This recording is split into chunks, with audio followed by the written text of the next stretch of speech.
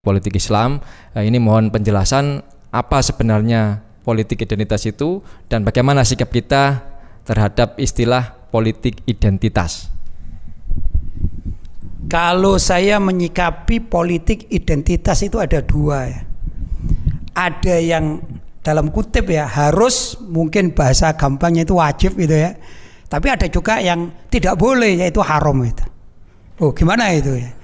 Di sini saya tidak bicara fikih, tapi harus dan dilarang ini secara politik kita di Indonesia gitu ya. Yang harus itu gimana? Kita ini sebagai umat Islam ya harus menampakkan kita adalah Islam. Faqulu syahadu bi anna muslimun. Katakan kami adalah muslim. Jadi kalau kita akan memilih tokoh misalnya, sebut sajalah presiden. Jangan sekali-kali memilih calon presiden yang memusuhi Islam. Begitu mestinya, karena kita umat Islam.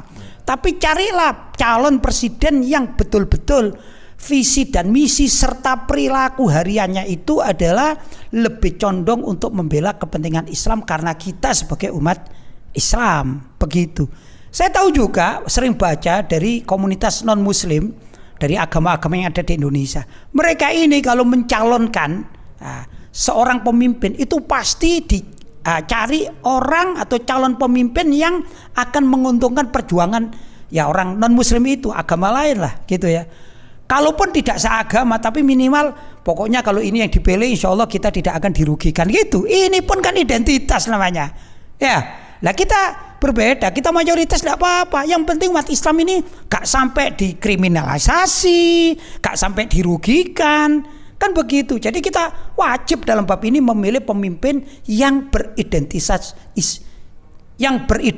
Islam atau juga yang benar-benar condong terhadap kepentingan umat Islam karena kita berbicara sebagai seorang muslim. Begitu, karena tidak bicara perorangan kan gitu ya.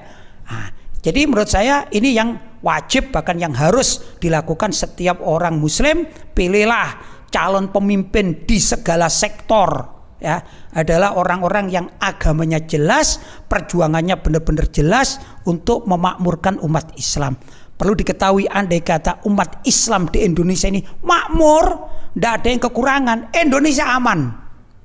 Tapi masalah kalau Indonesia ini tidak adil terhadap umat Islam. Banyak umat Islam yang ditekan, ditindas, bahkan secara ekonomi mereka menjadi orang yang terbelakang, ya gejolak.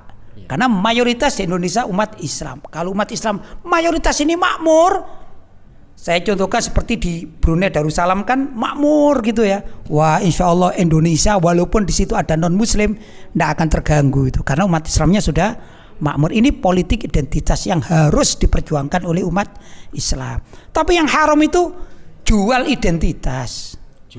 Jual identitas.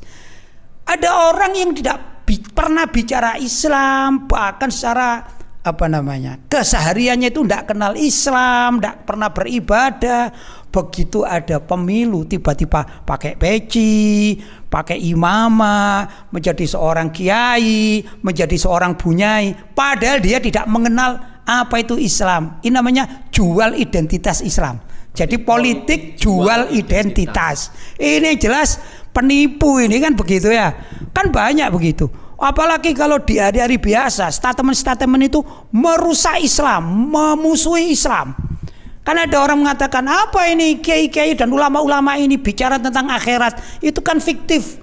Wong mereka belum tahu akhirat kok tiba-tiba bicara akhirat sekarang. Enggak, khayal ini katanya. Ramalan masa depan. Yang unik begitu sudah dekat tahun politik tiba-tiba pakai berkudung ya, kemudian berangkat umroh. Lah ini namanya umroh politik, ini namanya jual identitas Islam. Ini yang harus dilarang, ini yang harus diperangi ini. Ya, apalagi ada orang kafir. Sudah jelas kafir ini. Tiba-tiba bikin partai. Kafir loh ini ya. Non muslim langsung datang ke pondok-pondok pesantren ya dengan pakaian seperti seorang ustadz. Bahkan kasihan ini ada pengasuh pesantren yang tertipu, ini seluruh muridnya suruh cium tangan sama si kafir ini. Ini namanya politik jual identitas Islam padahal orang kafir. Ini yang harus diperangi menurut saya begitu. Adapun politik identitas itu